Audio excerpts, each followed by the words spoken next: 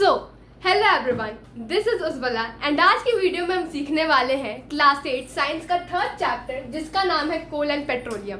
और ये क्लास 8 का इजी सा, क्यूट सा, थोड़ा सा लंबा और थोड़ा सा लेंथी सा चैप्टर है जिसे आज हम पढ़ के उखाड़ के फेंकने वाले हैं।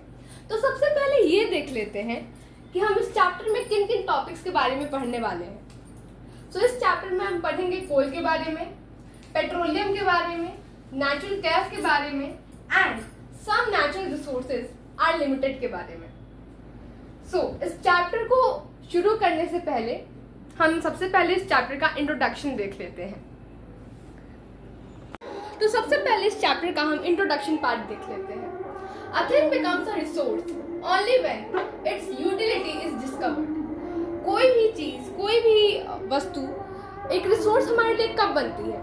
जब हमें उसका यूज पता होता है, उसकी यूटिलिटी पता होती है। अब फॉर एग्जाम्पल मानिए मेरे पास ढेर सारा कॉटन है, अब मेरे को उसका यूज़ पता ही नहीं है कि हाँ मैं उसके कॉटन क्लॉथ्स बना सकती हूँ, उसको मेडिकल पर्पस से यूज़ किया जा सकता है, मुझे कुछ यूज़ नहीं पता है, बस मेरे पास ढेर सारा कॉटन है। तो वो क्या कॉटन मेरे किसी यूज़ का है? मुझे उसका यूज़ पता ही नहीं है, तो वो ढेर सारा कॉटन मैं रख के भी क्या कर लूँगी। लेकिन ये एक कंडीशन हो गई कि मुझे उसका यूज़ नहीं पता है। लेकिन वही दूसरी कंडीशन में मुझे इसके ढेर सारे यूजेस पता है कि उसके मैं क्लोथ्स बना सकती हूँ, वो मेडिकल पर्पस से यूज़ हो सकता है, हॉस्पिटल वगैरह में यूज़ होता है ना कॉटन। अब एक कंडीशन है मेरे को उसका यूज़ नहीं पता है और दूसरी कंडीशन है कि मुझे उसका यूज़ पता है। तो कौन सी कंडीशन ज़्यादा बेटर होगी? ऑब्वियस सी बात है कि जिसमें मेरे को उसका यूज़ पता है उसमें वो कंडीशन ज़्यादा बेटर होगी। अब ज़्यादा कॉटन रख के भी मैं क्या कर लूँगी? उसका यूज़ तो मेरे को पता होना चाहिए ना। ऑल रिसोर्सेज हैव वैल्यू और वर्थ। सारे रिसोर्सेज के पास वैल्यू या फिर वर्थ होती है।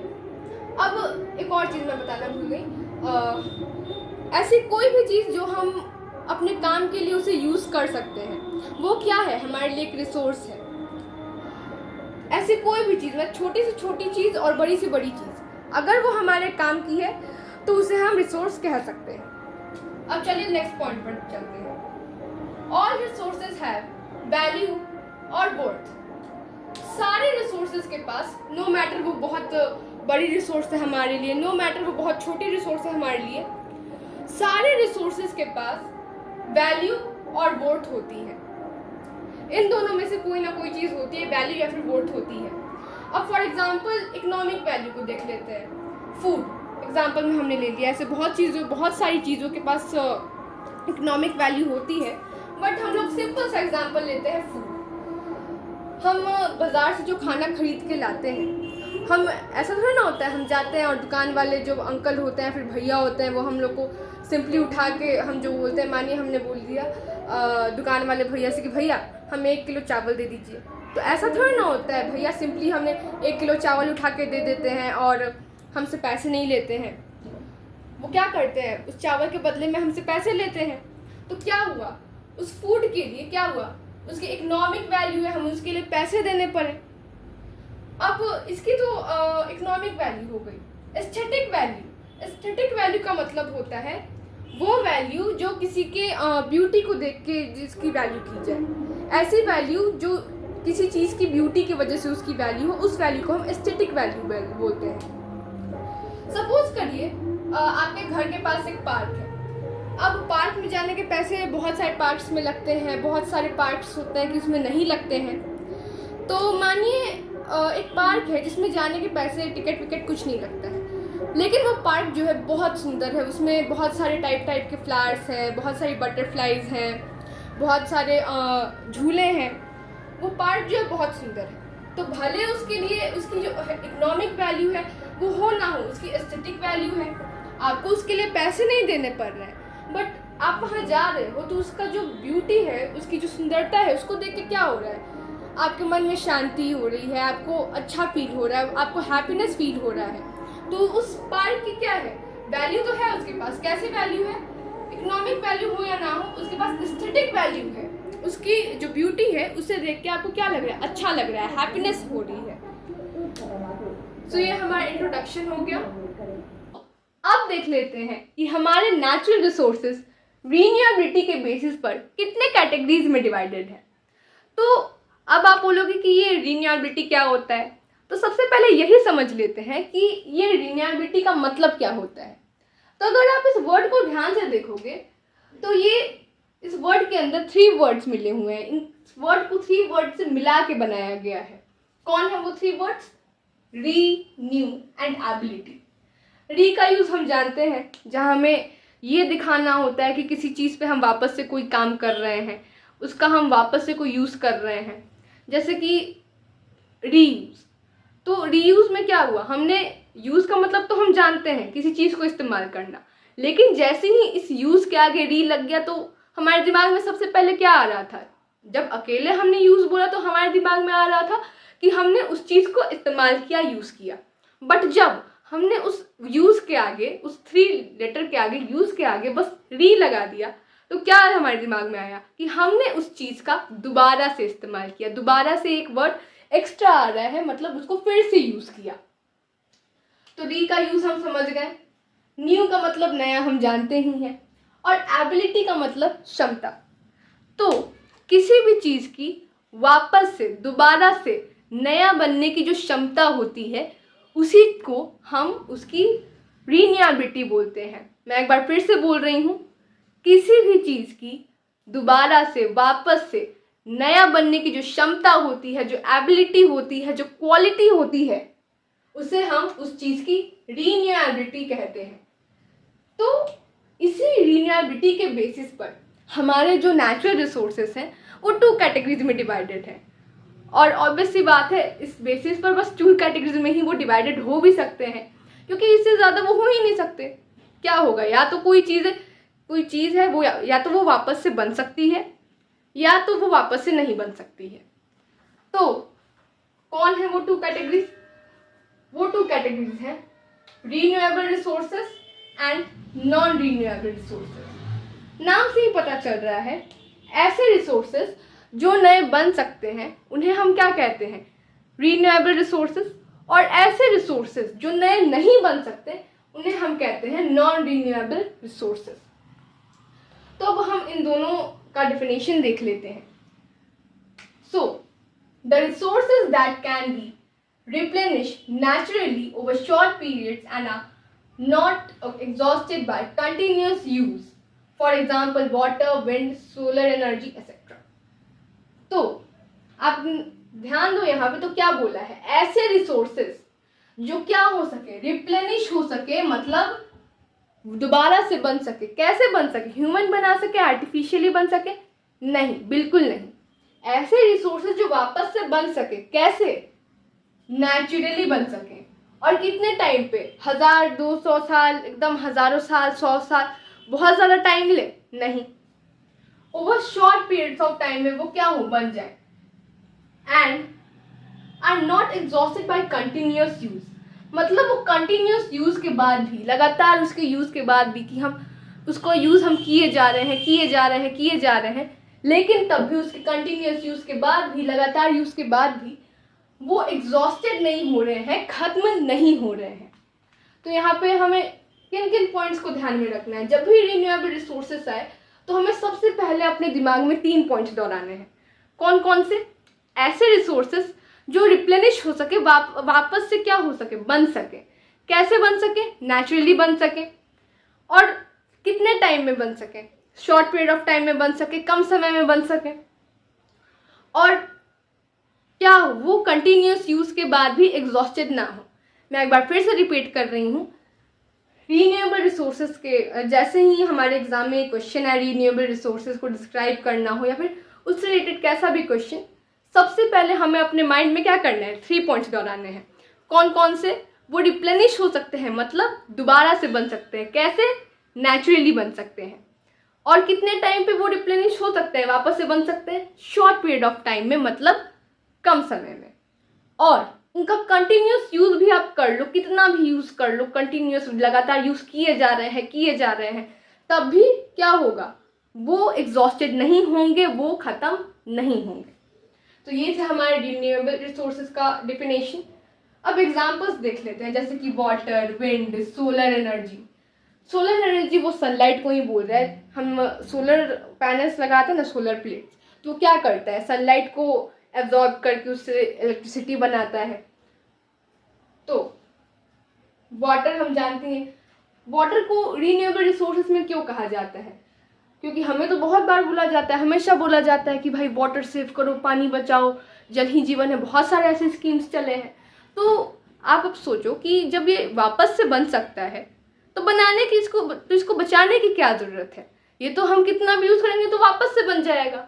तो हमने जब हम छोटे क्लासेस में थे तो हमने क्या पढ़ा था, हमने वाटर साइकिल के बारे में पढ़ा था कि कैसे जो हमारे अर्थ सरफेस पे जो वाटर होता है वो कैसे सन के लाइट से, सन की हीट से इवापोरेट होके ऊपर जाता है, फिर कंडेंस होके क्लाउड बनते हैं, फिर वो क्लाउड जब रेन के फॉर्म में नीचे आते हैं तो वापस से हमारा जो सरफेस होता है अर्थ का क्या हो जाता है, उसको वापस से पानी मिल जाता है, और ये साइकिल क्या होता है, चलते रहता है। तो इसीलिए वाटर जो था एक टाइम पर हमारे यूज़ के फॉर्म में नहीं था, लेकिन फिर जब वापस वो ग्राउंड पे आया तो फिर वो क्या हुआ, हमारे पास वापस से आ गया। दूसरा है विंड। विंड क्या मतलब, एयर। हमारे पास हमारे अगल बगल बहुत, हम क्या कर सकते हैं, एयर को देख नहीं सकते, उसको स्मेल नहीं कर सकते। अब आप बोलोगे कि हम परफ्यूम तो सूंघते हैं, हम अगर मानिए कहीं कचरे वाली जगह है तो वहाँ से जब हम गुजरते हैं तब तो हमें बहुत ज़्यादा बदबू आती है। तो ये क्यों, तो ये जो बदबू होती है, चाहे स्प्रे की जो परफ्यूम्स होते हैं उनकी जो सुगंध होती है वो एयर में चली जाती है। वो एयर की सुगंध नहीं होती है, वो परफ्यूम की सुगंध होती है, वो कचरे की सुगंध होती है, एयर की सुगंध नहीं होती है। एयर ओडोरलेस होती है और कलरलेस होती है, हम बस उसको फील कर सकते हैं। तो एयर क्या है, हमारे अर्थ पे बहुत ज़्यादा एयर है और हम इसका कितना भी यूज़ कर ले ये एग्जॉस्टेड नहीं होने वाला है, ख़त्म नहीं होने वाला है। रही बात सोलर एनर्जी, सनलाइट, तो ये भी ख़त्म नहीं होने वाला है। दैट्स वाई ये सब क्या आते हैं, ये रीन्यूएबल रिसोर्सेज के कैटेगरी में आते हैं। और रीन्यूएबल रिसोर्सेज को हम एक और नाम से जानते हैं और वो नाम है इनएग्जॉस्टिबल रिसोर्सेज। Inexhaustible resources. अब देख लेते हैं नॉन रीन्यूएबल रिसोर्सेज क्या है। So those with a limited stock that one exhausted may take thousands of years to replenish। तो ऐसे रिसोर्सेज जो क्या है, जो लिमिटेड है, जिनका स्टॉक क्या है, लिमिटेड है, एक पर्याप्त मात्रा में है, और अगर वो एक बार एग्जॉस्ट हो गए, एक बार भाई खत्म अगर हो गए वो, तो हो सकता है कि वो थाउजेंड्स ऑफ ईयर ले ले क्या, रिप्लेनिश होने में, वापस से बनने में। तो लेकिन अगर हम रीन्यूएबल रिसोर्सेज को अगर कंपैरिजन इससे करें तो हमने क्या देखा था, जहाँ रीन्यूएबल रिसोर्सेज में जो हमारे रिसोर्सेज थे वो नेचुरली क्या हो रहे थे, वापस से बन जाए थे naturally over short periods of time में, और कितना भी आप उसको यूज़ कर लो वो एग्जॉस्टेड नहीं हो सकते थे। वहीं दूसरी तरफ हमारे जो नॉन रीन्यूएबल रिसोर्सेज हैं वो अगर एक बार एग्जॉस्टेड हो गए, एक बार अगर ख़त्म हो गए, तब क्या है, तब वो थाउजेंड्स ऑफ ईयर लेंगे बनने में, वापस बनने में। रीन्यूएबल रिसोर्सेज में कम समय ले रहा था, नॉन रीन्यूएबल रिसोर्सेज में ज़्यादा समय ले रहा है। रीन्यूएबल रिसोर्सेज को आप कितना भी यूज़ करो, कंटिन्यूस यूज़ कर लो, बार बार यूज़ करते रहो, तब भी वो ख़त्म नहीं हो रहा है। लेकिन नॉन रीन्यूएबल रिसोर्सेज जो है क्या है, उसका लिमिटेड स्टॉक है, पर्याप्त मात्रा में है। तो और इसका जो एग्जाम्पल है वो क्या है, फॉर एग्जाम्पल हम कोल को ले लेते हैं। कोल क्या, हम हमारे घर में आमतौर पे कोयला जो पाया जाता है उसी को हम कोल कहते हैं। सोचिए अगर कोल कभी हमारी दुनिया से खत्म हो गया तो क्या होगा। अब वो तो पूरी तरह से खत्म हो गया है, तो उसको अब क्या लेगा, अब वो थाउजेंड्स ऑफ ईयर लेगा वापस से बनने में। अब थाउजेंड्स ऑफ ईयर में, अब आज के लोग 100 साल जी ले वो भगवान के भरोसे है, 100 साल आज के लोग नहीं जी पा रहे हैं। थाउजेंड्स ऑफ ईयर अब कौन जिएगा, थाउजेंड्स ऑफ ईयर जब तक होंगे वापस से कोई बनेगा तब तक ना जाने बहुत सारी जनरेशन्स निकल गई होंगी, और बहुत सारी जनरेशन्स निकल गई होंगी तो हो सकता है जिस चीज़ के लिए, जिस काम के लिए हम कोल पे डिपेंडेंट थे, हो सकता है हम ह्यूमंस नई खोज कर लें, उस कोल को हम किसी और चीज़ से रिप्लेस कर लें। तो हमें क्या करना है, जो नॉन रीन्यूएबल रिसोर्सेज हैं, जो एक बार अगर ख़त्म हो जाए तो बहुत साल ले सकते हैं वो वापस से बनने में, तो उन्हें ऐसे यूज़ करना है कि वो हमारा यूज़ में भी आ जाए, हम भी उनका यूज़ कर लें और आने वाली जो जनरेशन है वो भी उसका यूज़ करे। तो इस मैनेजमेंट के बारे में हम आगे पढ़ेंगे। अभी के लिए आई होप कि आपको ये रिन्यूएबिलिटी के बेसिस पे जो डिवीज़न है नेचुरल रिसोर्सेज का वो आपको समझ आया होगा। So coal, petroleum and natural gas are exhaustible resources. हमारे जो coal, petroleum and natural gas है वो क्या है, एग्जॉस्टिबल रिसोर्सेज है। They all are termed as fossil fuels. अब इन सबको हम क्या बोलते हैं, फॉसिल फ्यूल्स बोलते हैं। तो फॉसिल फ्यूल्स, क्या आपने कभी सोचा है कि बस फॉसिल फ्यूल्स ही क्यों बोलते हैं, कुछ और भी बोल सकते थे? तो उसके पीछे का एक रीज़न है। अगर आप ध्यान दो तो ये जो फॉसिल फ्यूल्स वर्ड है ये 2 वर्ड से मिलकर बना है, फॉसिल एंड फ्यूल्स। फॉसिल्स हम किसे बोलते हैं, जितने भी डेड ऑर्गेनिज्म होते हैं उन्हें हम फॉसिल्स बोलते हैं, डेड ऑर्गेनिज्म। डेड ऑर्गेनिज्म को हम क्या बोलते हैं, फॉसिल्स बोलते हैं। एंड फ्यूल्स हम किसको बोलते हैं, ऐसे मटेरियल जिनको अपने यूज में लाने से पहले हमें क्या करना हो, बर्न करना हो उनको। ऐसे मटेरियल जिनको अपने यूज में लाने से पहले हमें उन्हें बर्न करना पड़ता हो, उनको हम बोलते हैं फ्यूल्स। एंड फॉसिल हम किसे बोलते हैं, डेड ऑर्गेनिज्म को बोलते हैं। तो फॉसिल हम इन्हें क्यों बोलते हैं, हम सब जानते हैं कोल, पेट्रोलियम एंड नेचुरल गैस किससे बनती है। जब डेड ऑर्गेनिज्म्स जो होते हैं वो डिकम्पोज होते हैं, कंप्रेस होते हैं, बहुत सारे प्रोसेसेस से गुजरते हैं, तब क्या होता है, वो कोल में बदल जाएंगे, पेट्रोलियम में बदल जाएंगे, नेचुरल गैस में बदल जाएंगे। तो इसीलिए हम इन्हें पहले फॉसिल, उसके बाद फ्यूल्स क्यों बोलते हैं, क्योंकि ये एज ए फ्यूल ही हमारे लिए काम आते हैं। कोल को देखो, हमें कोल को अपने यूज में लाने से पहले क्या करना होता है, उसको जलाना होता है। पेट्रोलियम को हम जब फ्रैक्शनल डिस्टिलेशन करते हैं, फ्रैक्शनल डिस्टिलेशन क्या है मैं अभी आपको वो बाद में बताऊंगी अब आने वाली वीडियोस में। तो पेट्रोलियम से जब हम फ्रैक्शनल डिस्टिलेशन उसका करते हैं तो डिफरेंट हमारे जो यूजफुल प्रोडक्ट्स होते हैं हम उन्हें अलग करते हैं, डीजल अलग, पेट्रोल अलग, ऐसे अलग अलग चीज़ें, हम जो यूजफुल चीज़ें उनको हम अपना अलग करते हैं। और उन चीज़ों को भी, जैसे पेट्रोल हो गया, डीजल हो गया, अगर हम किसी व्हीकल में डाल के उसको यूज़ करते हैं तो क्या होता है, उस व्हीकल का जो इंजन होता है वो भी तो उसको जलाता ही है। सपोज करो मेरे पास एक व्हीकल है और मैं उसमें पेट्रोल डाल रही हूँ, तो उस व्हीकल में जो इंजन है उस पेट्रोल को यूज़ करने से पहले, उस पेट्रोल की हेल्प से गाड़ी चलाने से पहले क्या करेगा, अपने इंजन में उस पेट्रोल को बर्न करेगा, तभी गाड़ी चलेगी। और यही कारण है कि हमें बार बार अपनी गाड़ी में पेट्रोल भरवाना पड़ता है। वरना अगर एक बार हम पेट्रोल डाल दें और वो चलते रहे तो कितना मस्त होगा, लेकिन इंजन क्या करता है, उस पेट्रोल को जला देता है और फिर वो जब पेट्रोल जल जाता है तो और कुछ बचता नहीं है कि वो फिर उसको जलाए और फिर हमारी जो व्हीकल है वो आगे चले। दैट्स वाई हमें फिर से भरवाना पड़ता है पेट्रोल, डीजल जो भी है। नेचुरल गैस का यूज़ हम अपनी डेली यूज़ में करते हैं। अब जैसे हमारे किचन में जो सिलेंडर है, हमारी मम्मी जिस सिलेंडर की हेल्प से खाना बनाती है उसमें भी क्या है, सीएनजी गैस है, सीएनजी। और सीएनजी किससे बनती है, नेचुरल गैस से ही बनती है। तो सीएनजी, उस गैस को यूज़ करने से पहले हम क्या करते हैं, जब चूल्हा जलाते हैं तो वो गैस भी तो बर्न ही होती है एक तरह से। तो दैट्स वाई हम इन्हें फॉसिल फ्यूल्स बोलते हैं। और ये एक और बार मैं रिमाइंड कर दूं, ये सारी क्या होती है, एग्जॉस्टिबल रिसोर्सेज होती हैं। अब हमारा इंट्रोडक्शन पार्ट खत्म होता है, अब हम आगे के अपने टॉपिक्स को कंटिन्यू